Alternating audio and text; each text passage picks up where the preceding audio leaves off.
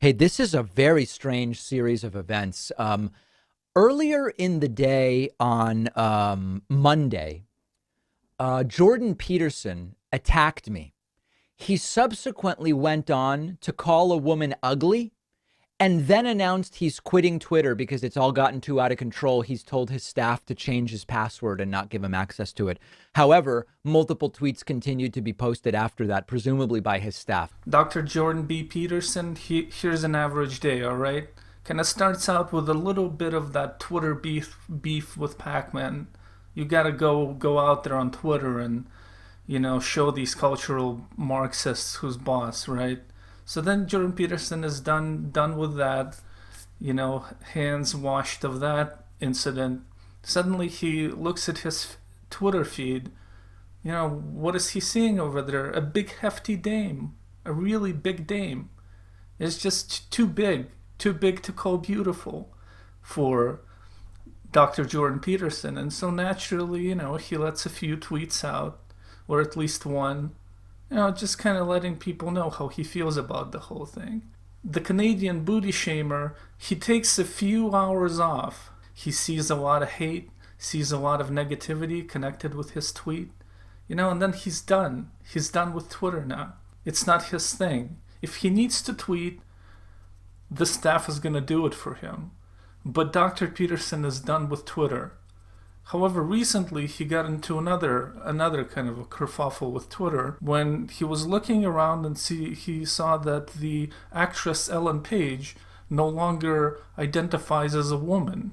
Dr. Peterson was not happy with this, and he wrote a real feisty tweet. Remember when pride was a sin and Ellen Page just had her breasts removed by a criminal physician? So this got him suspended from Twitter. Now, once the professor got suspended, he's shown a big fuck you to the world, and he says, I'm not going to recant. You can go ahead and ban me. And that's where the situation stands right now with Professor Peterson. So we're going to investigate these events and see what's really going on here. Now, as a reminder, the video he's referring to is Jordan Peterson weeps over climate activism. And he wept over it. Jordan Peterson recently gave a talk during which he wept because young people are being told that there's a climate crisis. And Jordan Peterson didn't like my video, and he tweeted at me, he attacked me, and he said, quote, I was speaking of the unacceptable demoralization of young people. I've seen it all over the world. And this cynical dismissal is all you can muster? How utterly pathetic, D. Pacman. How do you think endless apocalyptic catastrophizing affects children? He then went on to send an additional tweet. He sent a second tweet very quickly, where he said, and congratulations on capturing an audience motivated to spew so consistently the corrosive and personal vitriol that makes up the comments on this video clip. A likely epitaph for you, eaten by his own children. And in that video, I pointed out, we shouldn't be weeping that it's upsetting to kids to learn about what we're doing to the planet. We should be weeping over the fact that we're destroying the planet. Canadian psychologist Jordan Peterson will not only beef with you on Twitter, but he will also check out those comments. Those shitty, evil comments underneath the video you posted about him. That's very thorough user of social media. Dr. Peterson, my God. Peterson is kind of like the weeping Jesus. He takes all the tears of the world, all the tears that haven't even materialized, like these phantom tears of children learning about global warming, and then he, sheds them all himself. Because this is what a man does. He cries repeatedly all the time with any possible trigger. This is the sort of a manly thing we're going for with Jordan Peterson and Ben Shapiro and all these guys. Just kind of anything to turn on the waterworks, really. But since nobody else gives a shit about global warming, why would these kids? I don't think there's anything for tearful Jesus to cry over, because I don't think these kids are going to give a shit like the rest of us. It's kind of like whether you believe in global warming as I do or you don't. It's kind of big and abstract, and we're all just kind of going on with our lives, doing our things. We have air conditioning. Life is good. But check this out. Like in the 18th century, there was about 500 million people on this whole earth, 500 million. And then by the start of the 20th century, there was 2 billion people. So, that's quite a leap. And then when I was born in the 1980s, there was 4.5 billion people. And then in 2016, there was around 7.5 billion people. And today it's around 8 billion people. So it seems possible that all these human beings, could produce emissions that could alter the climate. It's possible that the things that could alter the climate aren't just natural, but they could be also man-made. Like it seems like, the chemicals and the physical processes that can alter the climate, they could be natural in origin, or they could be man-made. That seems to me like the possibility. And if so, then the Canadian Jesus should not stop kids from learning about it. So there's a minuscule possibility that they're actually going to give a shit about this whole thing. Moments later, he went after the physical appearance of a woman. There is this woman. I actually haven't been following this story, but I guess the Sports Illustrated swimsuit issue this year wanted to feature different body types, and there's a heavier woman who was featured. Jordan Peterson, who is the famous Canadian psychologist, brilliant thought leader, he jumped in. And Jordan Peterson, after attacking me on Twitter, tweeted about this woman, "Sorry, not beautiful, and no amount of authoritarian tolerance is going to change that." So kind of a weird thing for Jordan Peterson to be tweeting about. I think that it's a bit touchy to just say that she's not beautiful, because look at her. Like, she's got a stunning face, her hair's lovely. I'm not going to say that she's ugly. And then not too long after that, Jordan Peterson announced that he is indeed leaving Twitter. It's gotten to be too much for him, saying, quote, "So I told my staff to change my password to keep me from temptation, and am departing once again. If I have something to say, I'll write an article or make a video. If the issue is not important enough to justify that, then perhaps it would be best to just let it go." Very, very unstable, incredibly unstable individual. So you heard it here, my friends.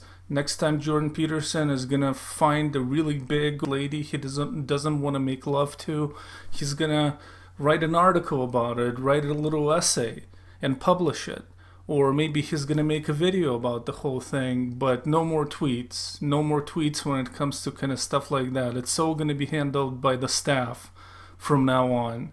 In fact, not only is Jordan Peterson himself a man of conviction, but Peterson Jr. is also very stubborn.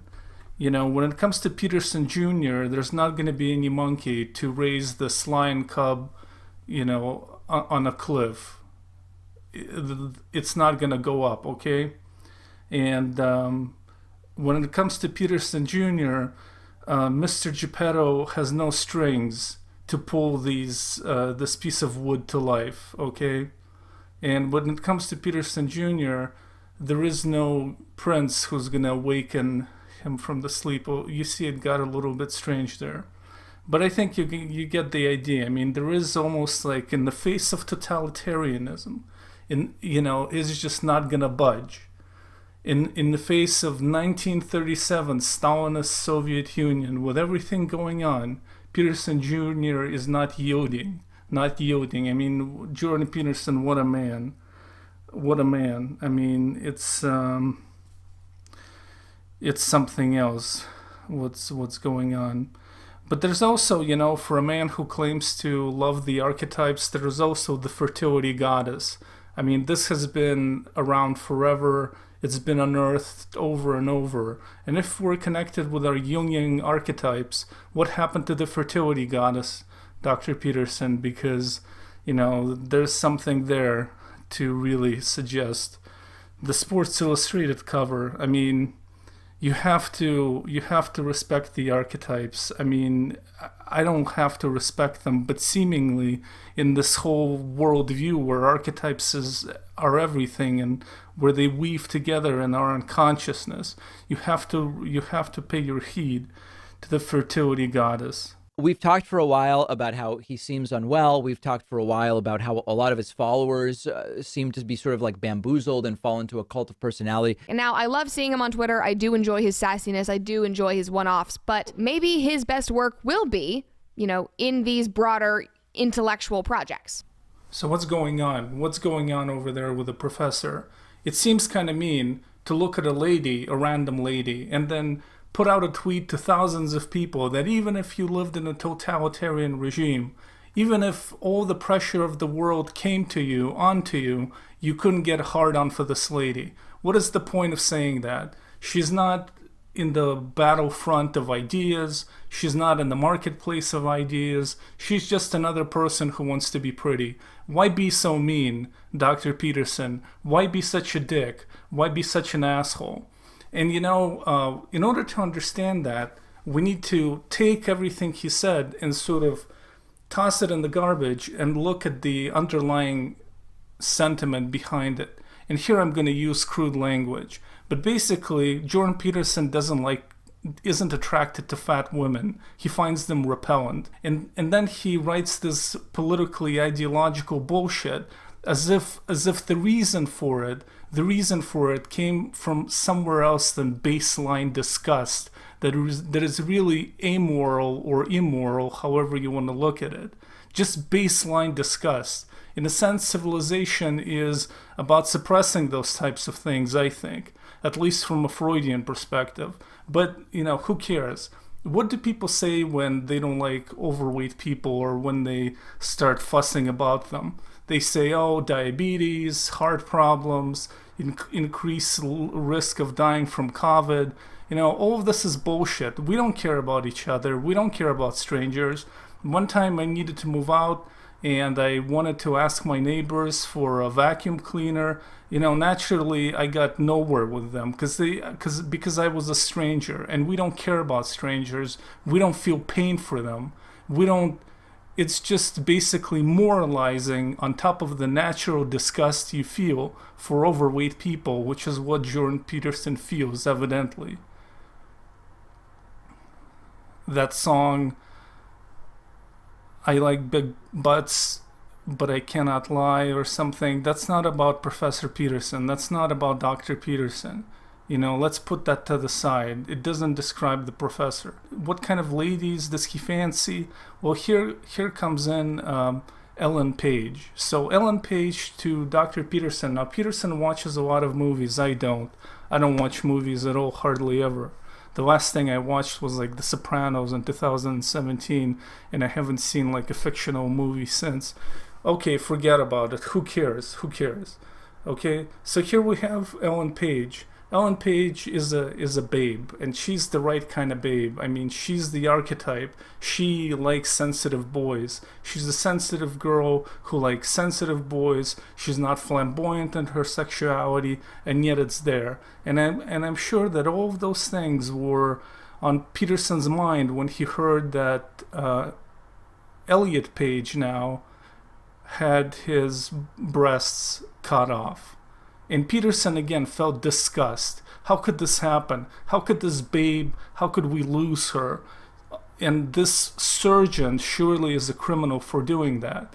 Again, this is just baseline disgust. This is no different from some conservative sitting by his television, seeing somebody on the screen and saying, God, I don't like these facts, and changing the channel. It's no more profound. There's no more insight to it because, again, Elliot Page, he's in his 30s now. It's just an operation, a consensual operation between adults. We're not talking here about giving puberty blockers to teenagers or anything of the sort. This doesn't seem to be particularly controversial, so why the hysteria? Well, it's because Ellen Page was a babe. She was a Petersonian type babe. She was a certain kind of archetype, okay? So let's not take our disgust and masquerade it with fancy language. Or let's do it. Let's do it actually for the rest of our lives. A shorter video today. Thank you for watching. I think I did better analysis than Pac-Man, frankly. So thank you for watching. All the best to all of you. Until next time, take care. I honestly think this is a pretty base take.